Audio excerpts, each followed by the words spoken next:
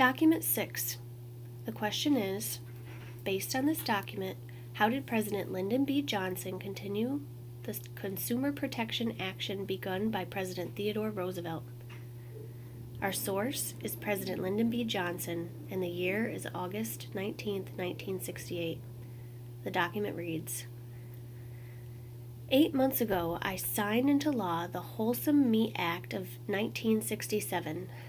That landmark bill capped a crusade that had begun 60 years ago in the presidency of Theodore Roosevelt to assure American housewives that the meat they served their families was pure, not harmful or dirty or diseased.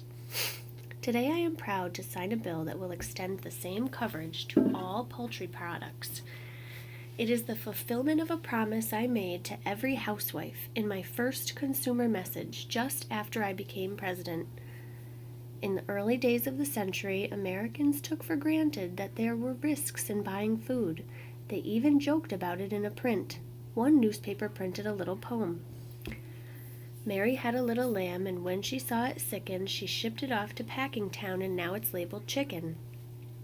In 1968, we cannot tolerate the image or the fact of unwholesome food.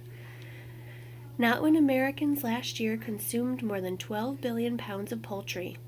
Not when a full 13% of that supply, or 1.6 billion pounds, was subject to little or no inspection because it didn't cross state lines. The Wholesome Poultry Products Act of 1968 will ensure that dirty plants will have to clean up or close down. Question 6 says, based on this document, how did President Lyndon B. Johnson continue the consumer protection action begun by President Theodore Roosevelt?